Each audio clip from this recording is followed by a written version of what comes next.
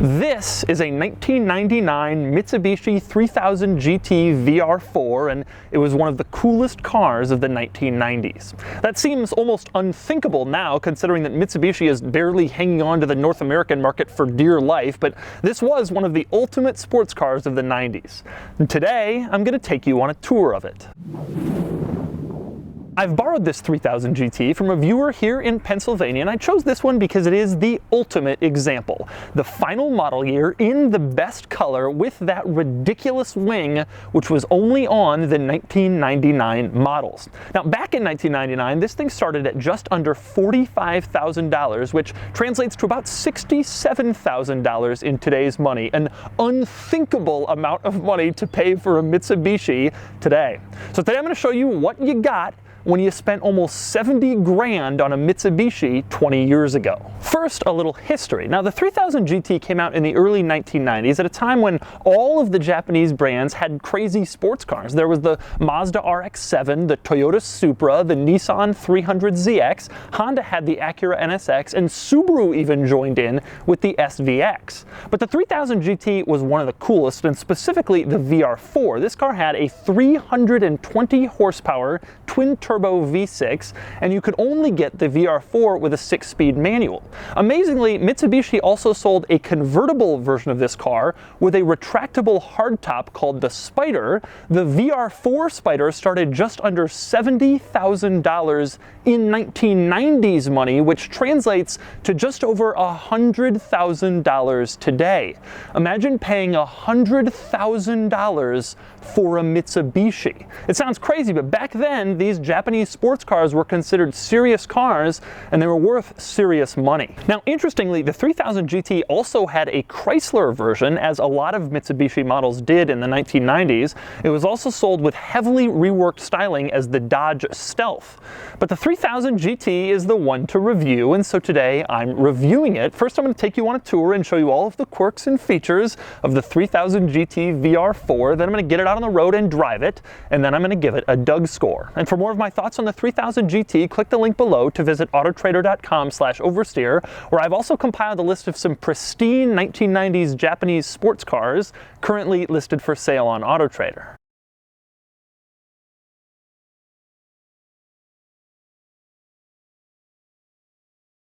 Now I'm going to start in back, and you can see that the personalized license plate reads 1999 VR-4.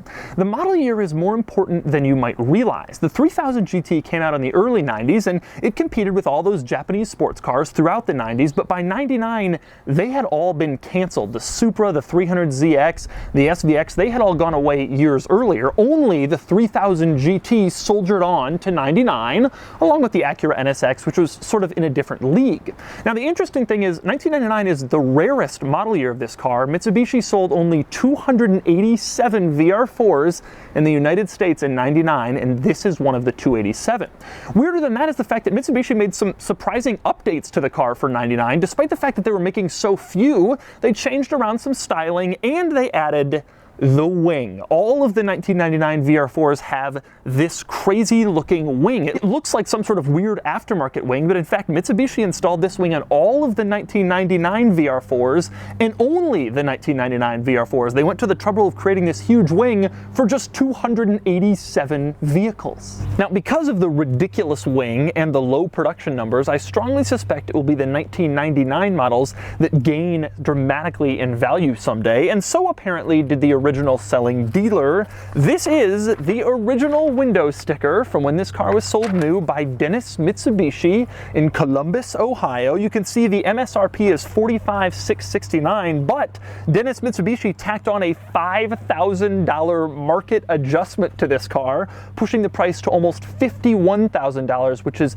nearly $80,000 in today's money. If you wanted a 99, you had to pay the market adjustment. One other interesting thing about the window sticker, if you look at the top of the window sticker, it says on it, Mitsubishi, wake up and drive. That was their brilliant slogan back then. Next, we move on to simply getting inside the 3000 GT. Now, there's obviously a key, but there is also remote keyless entry, although the remote is absolutely ridiculous. It doesn't have the Mitsubishi logo on it. It's detached from the key, and it looks like the kind of thing that you'd get from like an aftermarket Viper car alarm system back in the 1990s. It's also worth noting the lock, unlock, and panic buttons are placed directly next to each other and sized the same, so you have to look at it before you unlock or lock the car so you know which button you're pressing. Now, I thought this was an aftermarket keyless entry remote, but here is a picture of this exact remote in the original brochure, and they're touting it as a selling point. Then again, I guess it was better than simply unlocking the car with an actual key. Once you've unlocked the car, you open the doors, and then we move on to the door panels. Ah, yes, the door panels. There are a couple of interesting things in the door panels. I'm going to start with this thing.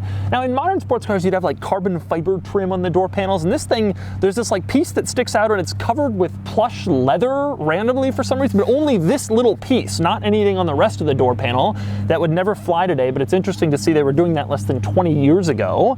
Also interesting is the auto down window. Just like in your car, you push the window and it's auto down. The weird thing is, when you push it, the power window switch stays down until the window is rolled all the way down, and only then does it pop back up.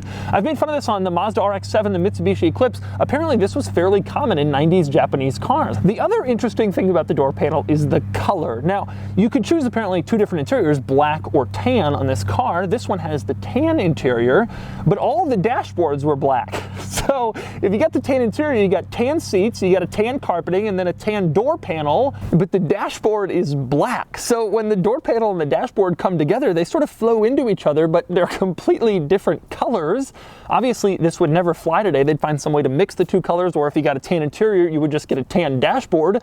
But apparently, Mitsubishi didn't want to make any tan dashboards back in the 90s. Next, we move into the interior, and there is a lot of weirdness in here. We're going to start with the driver's seat, which is power operated. There's a little switch on the side. You move it backward, forward, up, down. That's pretty normal. There's also a power seat switch in the center console, and that controls lumbar support and lower backrest support, but only for the driver's seat. So you have some of the controls over there and some of the controls in this switch that's actually on the passenger side of the center console. And I'm not done with the weirdness in the driver's seat yet. Maybe the strangest thing is there is a little latch on the left of the driver's seat marked memory.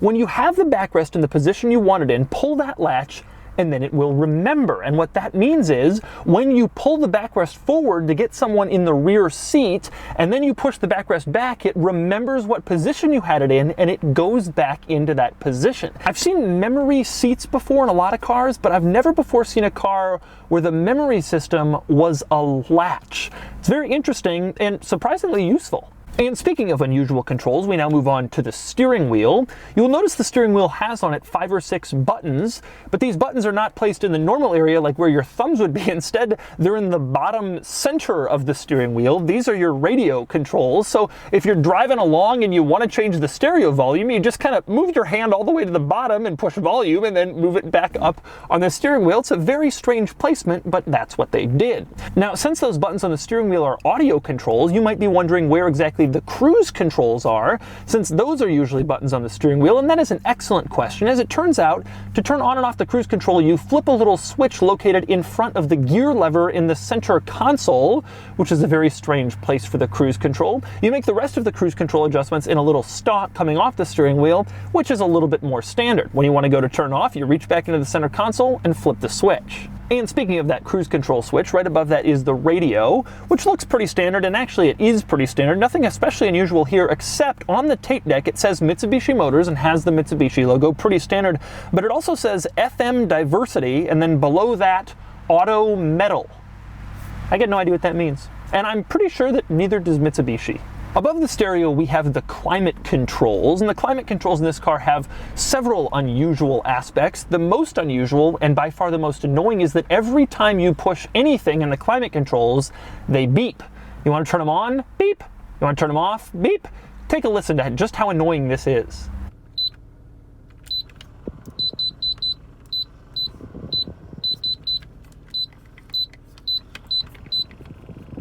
I also like the fact that the climate controls include on them a screen. This little screen kind of shows where the air is coming out and the temperature, and you can adjust where the air is coming out, and it shows little lines coming off the dashboard towards the seat with each adjustment. That's sort of Mitsubishi's 1990s version of a modern touchscreen. The other interesting thing about the climate controls is the way you change the temperature. It's a little dial. Turn it to the right for hot, to the left for cold, and if you want auto, you push it in, just like a stereo volume and power knob. that's actually kind of intuitive. It's a good idea. But back to the unusual controls, we must now move on to the power sunroof. This was a major selling point. It's mentioned in the brochure, on the window sticker. They were really proud of their power sunroof, but how do you open it? You look above the mirror and in the dome light area, there's no control for it. Well, it turns out the power sunroof control is behind the sunroof. So if you're sitting in the front seats, you have to sort of reach around back behind you. The power sunroof control is a lot more reachable for people sitting in the back seat, which is unusual. And speaking of unusual placement, we must now talk about the cup holders. This car has cup holders, which is pretty good for a 90s car. The weird thing is they're in the center console. So if you want to use them, you open the center console, you put your cup in, and then you can't close it again. So you have to choose between an armrest or cup holders. Next up, moving on to the floor mats. I love these floor mats. They say on them 3000 GT, of course, but then they say twin turbo. They don't say 3000 GT VR-4, which is the model name. They say twin turbo to remind you of how cool your engine is. That's a really strange detail. I don't know why Mitsubishi did it that way, but I love that they did. Something I don't love quite as much is the sun visors. You open up the sun visors, they look pretty standard, except the visor mirror opens oddly. The cover for it opens down in your face. So if you're sitting in the driver's seat and you want to look at yourself, you completely block your field of vision. Next up, we move into the glove box and into the owner's manual. I always love looking in these old cars' owner's manuals. Maybe the most interesting thing in this one is if you open up the new owner's guide, turn to the last page, you'll see a business card for good old Joel Newman, the salesperson at Dennis Mitsubishi, who sold this car to the first owner in Ohio. Now, the interesting thing about Dennis Mitsubishi is they weren't just a Mitsubishi dealer. It was Dennis Mitsubishi, Pontiac, Isuzu, and Hyundai. If you had asked me back in 1999 which of those brands would survive, let me just tell you, I wouldn't have said Hyundai. But anyway, moving on to the owner's manual, there are a couple of interesting things in the owner's manual. Starting on page 95, open to that page and you will see there is an entire section of the owner's manual devoted to pleasant driving. I mean it, it says for pleasant driving, and it's like a chapter in the owner's manual, and it teaches you how to use your radio and your climate controls to make your drive more pleasant. One of the most interesting things comes on page 102. Look at this diagram. This motorcyclist is causing a disturbance to the driver of this car. He's not making the car's drive very pleasant. Apparently, it's telling you that loud noises can interfere with your FM radio transmitter, which of course gets in the way of your pleasant driving. And then we must discuss on page 142, it gives a list of items never to clean your car with. Some of these make sense. Paint thinner, for example. I could see someone, if they spill paint on their car, they might try to dump paint thinner on there to get it off, and that would be bad because it'd screw up the paint. Some of those make sense. The one that doesn't make sense, it says never clean your car with gasoline. Thanks for the tip, Mitsubishi. I really appreciate that. Can you imagine the attorney at Mitsubishi who's like, we gotta tell him. We had a complaint last week, Jim. We gotta tell him, you never clean your car with gasoline. You remember the guy, he complained, he said we didn't tell him, and then he cleaned his car with gasoline. And so that's in the owner's manual. Now, another interesting switch in this car is the control for the rear wiper. This car is ultimately a hatchback, so it has a rear wiper, and it's kind of unusual. In order to turn on, it's a little switch to the right of the steering wheel. You push it up to turn on the rear wiper. You push it down to put the rear wiper in intermittent mode, but here's the weird part. To squirt washer fluid, you push the entire switch. So you can push it up or down, or you can take the whole switch and kind of push it in. It's very odd. I've never really seen that before. Another interesting interior item in this car is the seats. Now, this is a fast sports car. It was one of the fastest sports cars of the 90s. Today, a car like that would have these highly bolstered sports seats. Instead, this thing has these overstuffed leather seats with this plush leather throughout with all these ripples in it to try to look like a really high-end luxury car. It's not even really all that tightly bolstered.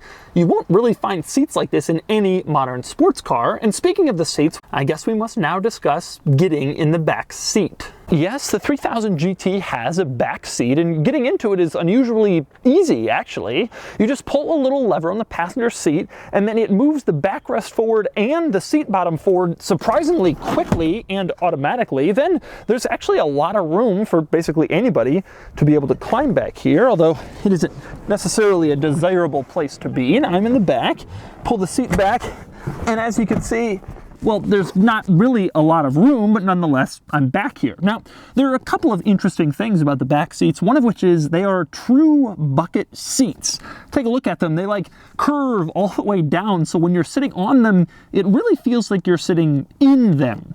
The other interesting thing is they have smooth leather, but for some reason, Mitsubishi has added this weird 1990s pattern to the leather to make them look maybe a little bit more interesting than regular rear seats.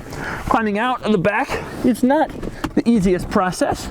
You have to reach and grab that lever, but once you do, you're out, and you're a lot happier. Next up, moving on to the cargo area, there are a couple of interesting noteworthy items back here. Now, to get into the cargo area, you can either pull a release located on the driver's floor next to the fuel door release, or you can just take the key and stick it in back here and it pops open. Now, when you pop it open, you will discover that the cargo area of this car is actually surprisingly roomy for one of the premier Japanese sports cars of the 90s. I bet Joel Newman used this as a big selling point back when he was trying to sell this for $5 grand over sticker. Anyway, you can see there are a couple of interesting things back here. One is the cargo cover. The cargo cover is in place right now, and when the rear hatch is closed, it will hide whatever cargo you have back here, but you can remove the cargo cover, and also you can put down the rear seats, and then you have a lot of room.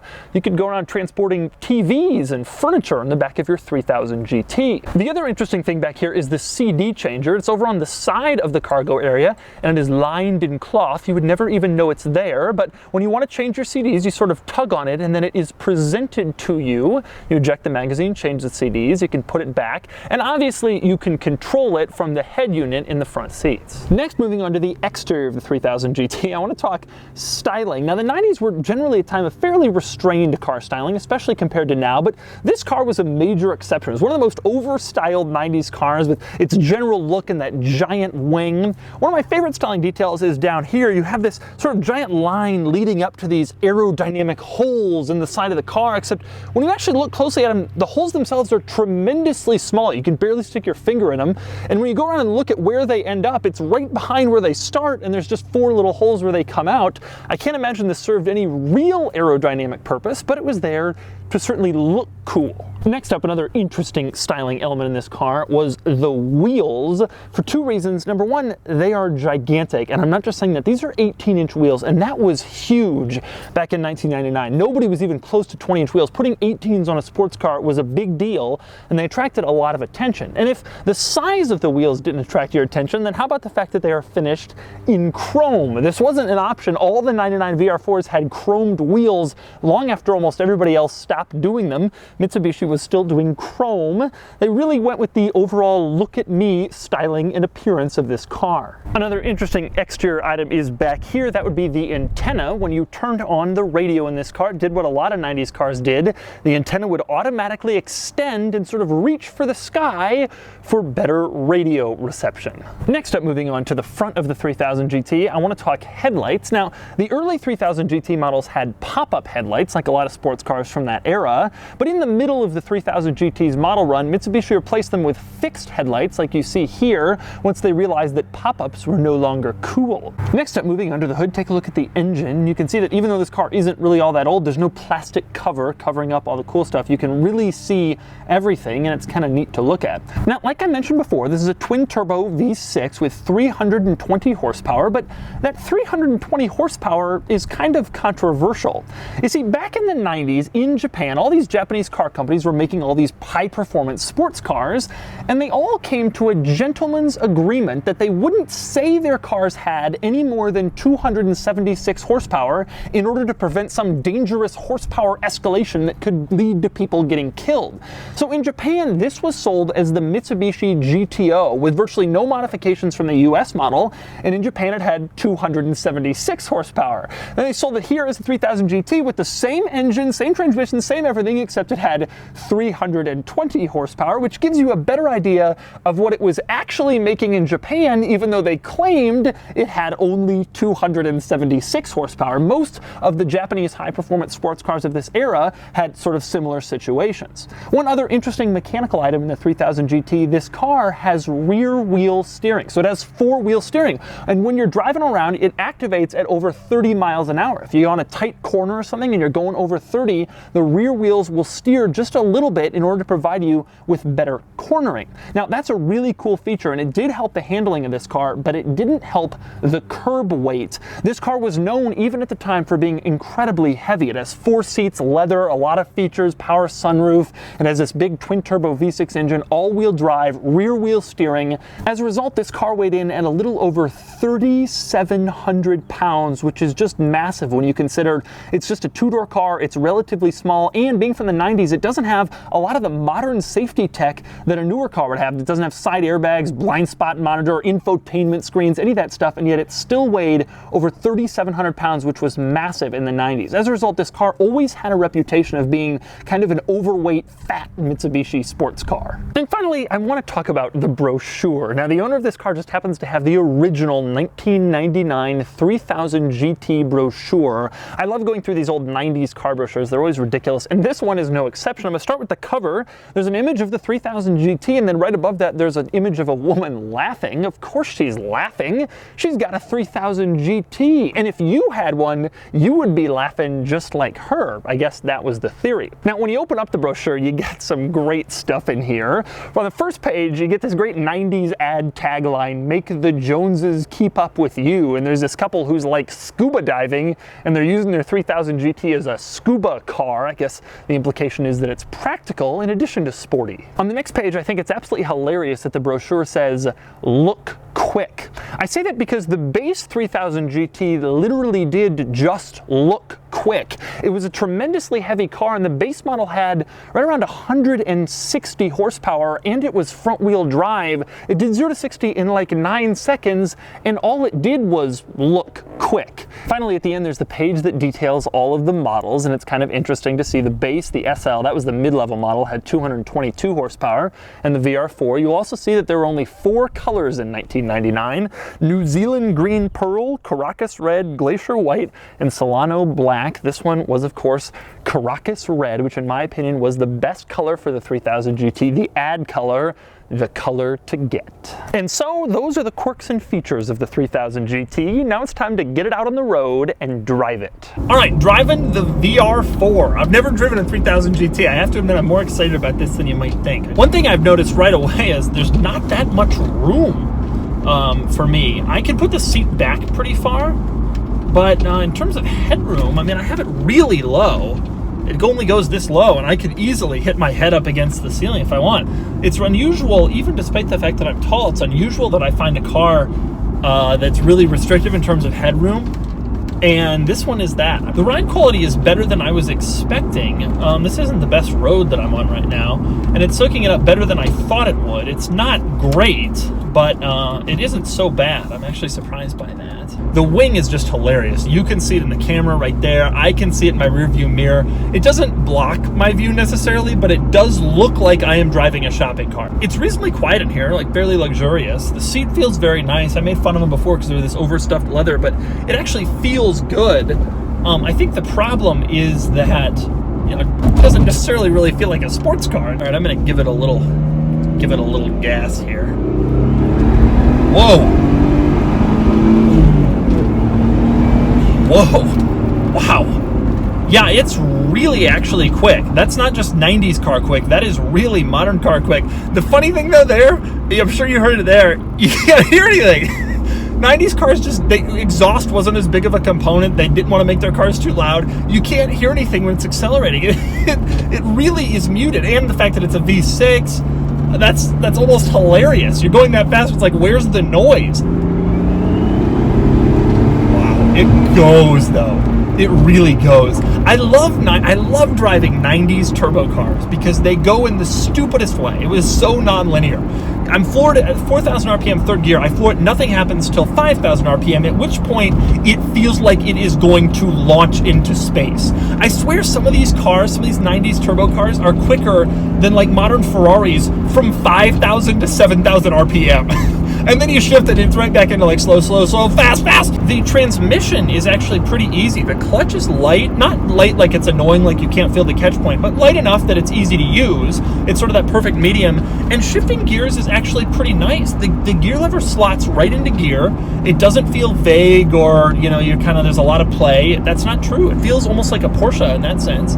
and putting it in gear is easy, and because the clutch is light, rev matching is a simple thing. It's easy to do. The accelerator pedal also feels light and easy. It handles quite well. The steering feels very vague. Compared to a modern car, steering feels vague. Also, the on-center, there's a lot of vagueness, but mid-corner, it does feel, I don't know if it's the rear-wheel steering or simply the power of suggestion, but it feels like a lot lighter and nimbler of a car than I know it is. I know I'm driving a 3,700-pound overweight porker of a car, but actually it kind of feels like it's on a bit of a rail. When you go around a corner, it's nimble. It's much nimbler than it should be given its curb weight. It definitely drives better than I was expecting it to. It's nimbler than I thought it would be considering its weight and age. In terms of disappointments, I would say the steering feel is not great, like a lot of 90s cars. The headroom is really not great, and the exhaust note, you just don't hear any engine or exhaust. But benefits, it's faster than I thought it would be, it handles better than I thought it would be, and the gear lever shifter action is better than I thought it would be. It definitely, overall, in general, is a better driving car than I thought, if you can put up with the fact that you don't hear much and tall people won't be able to fit. So that's the 1999 Mitsubishi 3000GT VR-4. Mitsubishi isn't a cool brand anymore. These days they sell cheap crossovers to people with bad credit. But back in the 1990s they were a serious competitor to Mazda, to Nissan, to Subaru, and this car was a force to be reckoned with. And now you can see why. Anyway, time to give it a Doug score. Starting with the weekend categories and styling, the 3000GT is fine, but a bit much and a little outdated, and it gets a 6 out of 10. Acceleration 0 to 60 is 4.8 seconds, and it gets a 6 out of 10. Handling is good, especially for the time, but steering is a bit vague, and it gets a 6 out of 10. Fun factor is decent, but it's dulled a bit by not much exterior noise and something of a luxury car interior, and it gets a 6 out of 10. Finally, there's cool factor. These are getting cooler and they're earning more respect, but they're not exactly Ferraris or Lamborghinis, and it gets a 6 out of 10 for a total weekend score of 30 out of 50. Next up are the daily categories, starting with features. The VR-4 is pretty basic, but it has some impressive items like 4-wheel steering, and it gets a 3 out of 10. Comfort is good, especially with those plush seats, and the suspension is surprisingly not very harsh. It gets a 5 out of 10. Quality is okay. The interior is nicer than I expected, but reliability is a concern. I've heard some issues with these, and there are a lot of complex and aging parts, and it gets a 5 out of 10. Practicality, it has 11.1 cubic feet of cargo space and 4 seats, easily giving it a 4 out of 10. Finally, there's value, and in my opinion, these are going to go up, especially the 1999 models, which are rare and very distinctive, and it gets a 7 out of 10, bringing the total daily score to 24 out of 50. Added up, and the Doug score is 54 out of 100, and here's how it stacks up against some other Japanese sports cars. It's not as fun as the S2000 or as good looking as the RX-7, but it holds its own quite well, just like it did 20 years ago.